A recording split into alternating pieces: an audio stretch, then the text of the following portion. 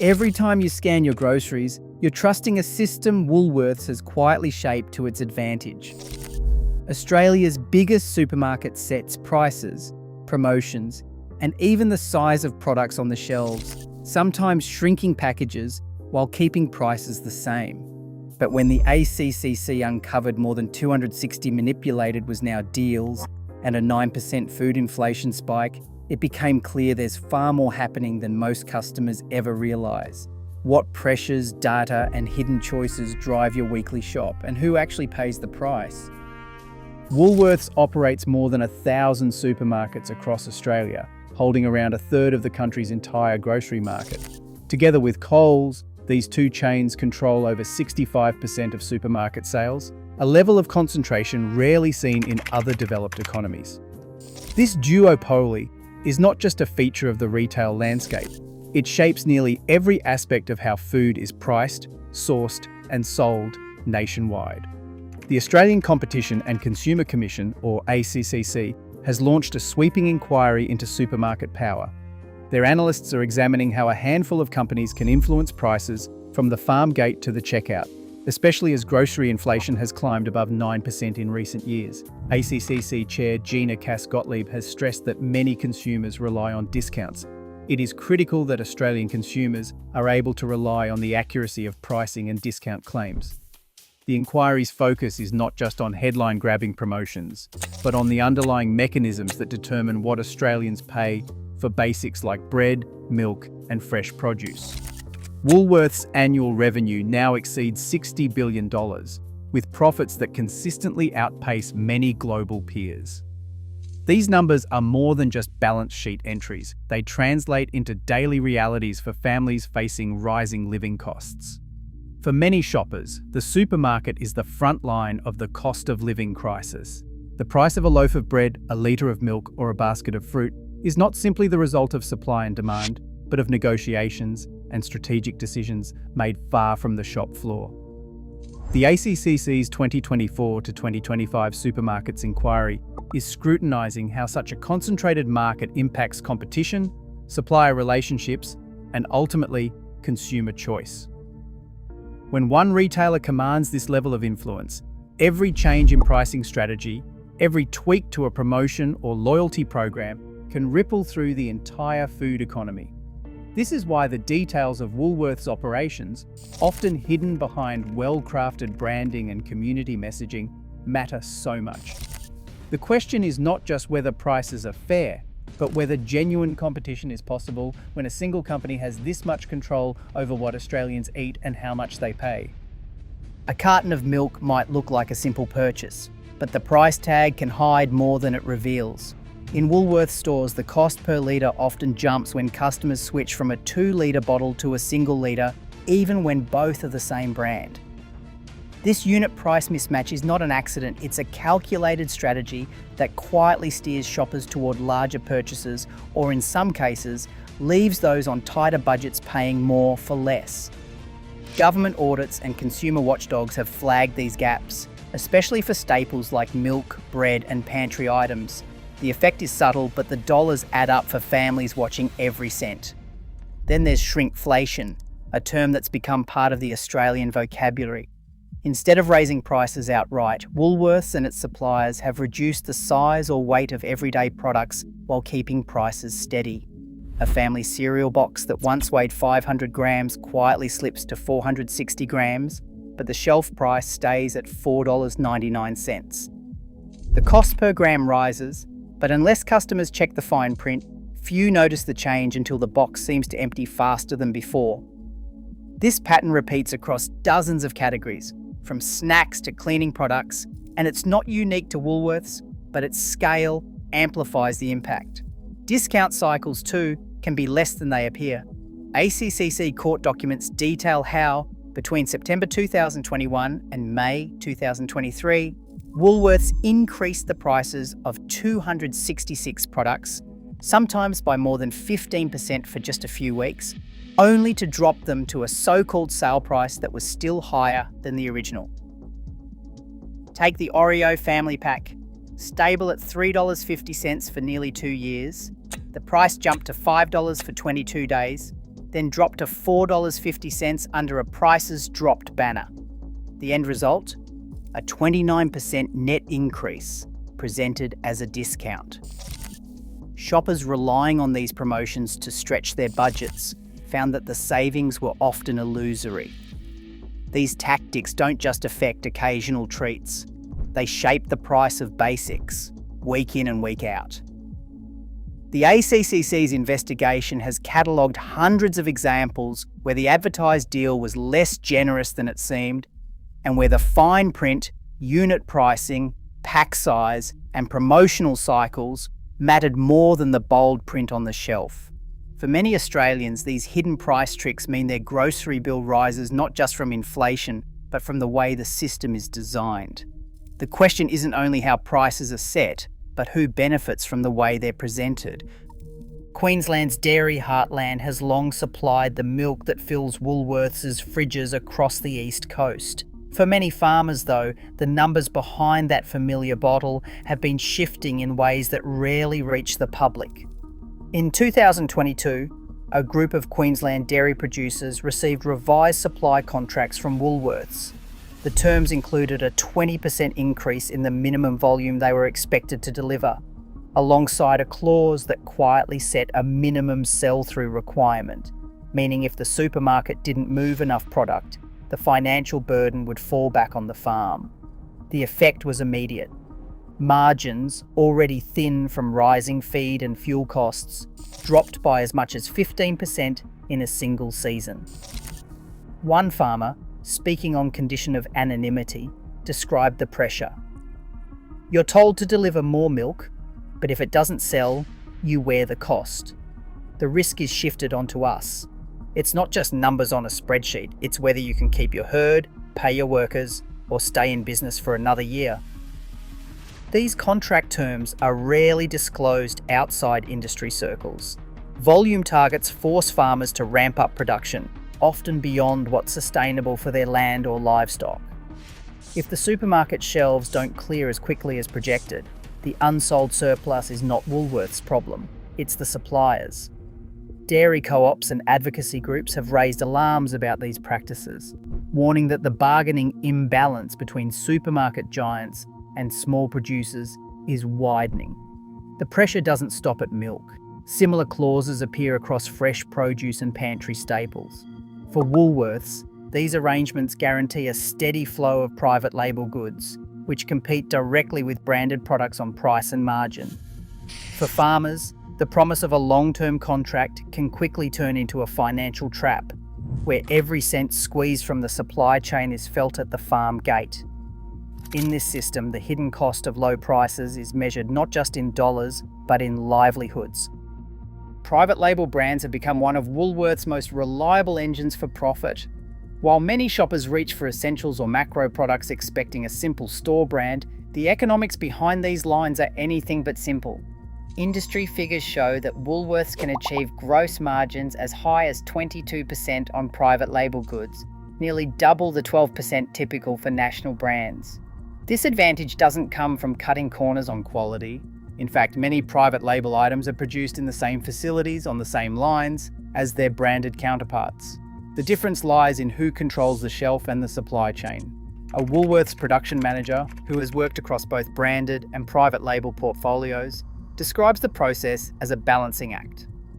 We work with co-manufacturers who already supply the big brands. The difference is, with our own label, we set the terms, the packaging, even the delivery schedule. That means we can negotiate lower costs, guarantee supply, and move quickly if we want to push a product nationwide. This level of control translates directly to the store floor. Woolworths' internal shelf audits have shown a steady increase in the space given to home brands. Over the past 5 years, competitor brands in some categories have lost up to 30% of their shelf presence, squeezed out by essentials and macro products placed at eye level or on end caps.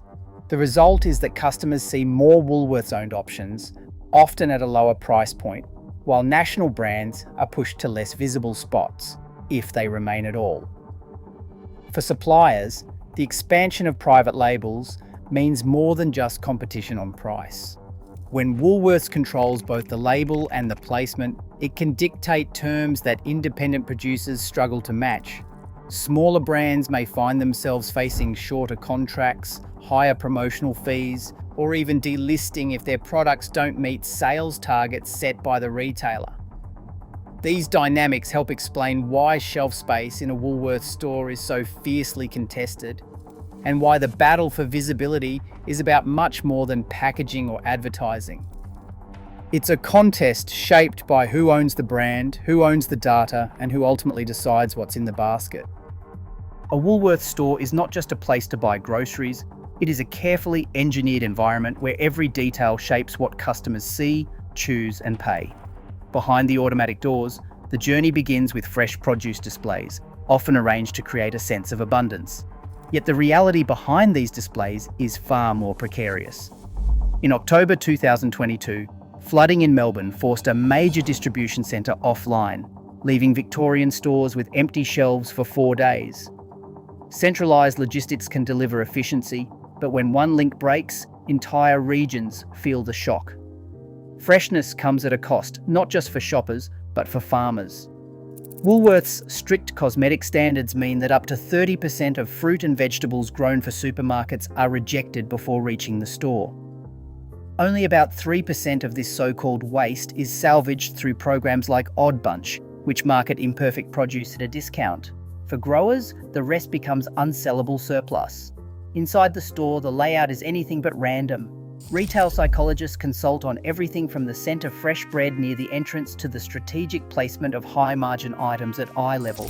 Even the tempo of background music is calibrated. 120 beats per minute is said to boost shopping speed, nudging customers to buy more in less time. End-of-aisle promotions and child-level confectionery are not accidents. They are designed to influence decisions without a second thought. Automation is another invisible force. The expansion of self-checkouts has saved Woolworths an estimated $4 million in annual staffing costs, but has also triggered a 27% rise in customer complaints about scanning errors and intrusive prompts. For shoppers, the convenience is often offset by frustration and the sense that human service is quietly disappearing. Every operational choice, from supply chain to store design, is calibrated to maximize turnover and margin, often in ways that remain hidden from view. Everyday Rewards is more than a loyalty card. It's a data engine that shapes what millions of Australians see and sometimes what they pay. Each scan feeds a system tracking not just purchases, but patterns. How often a shopper buys snacks, which produce lands in the basket, even the time of day they shop. Behind the scenes, data scientists at Woolworths use this information to tailor offers that appear in the app or inbox, but not on the shelf. A regular buyer of biscuits might find a 5% discount on Tim Tams waiting in their app, while the shelf price stays unchanged for everyone else.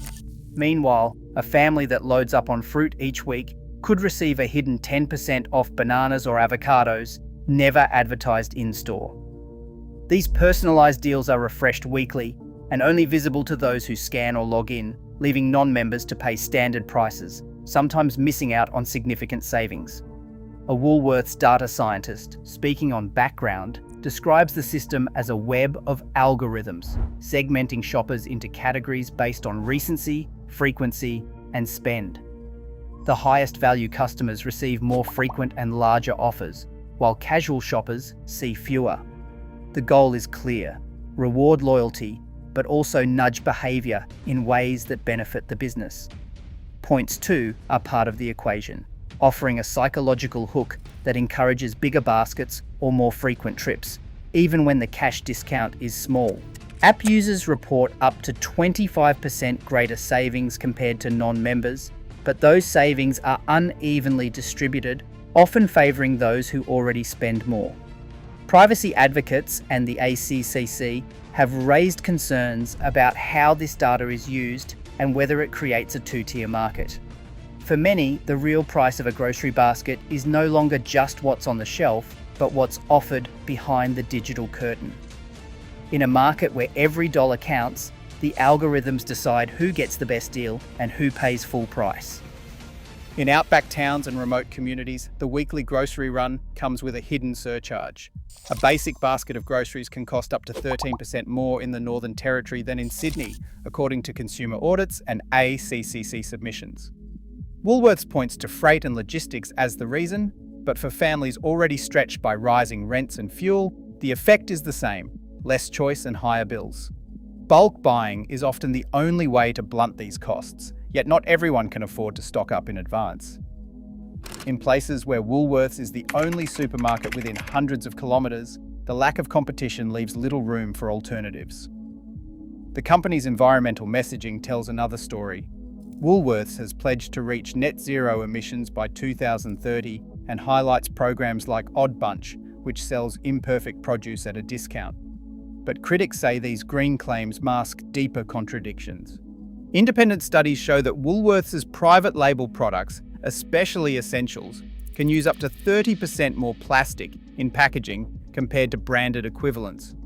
Imported goods, often shipped thousands of kilometres, add to the carbon footprint.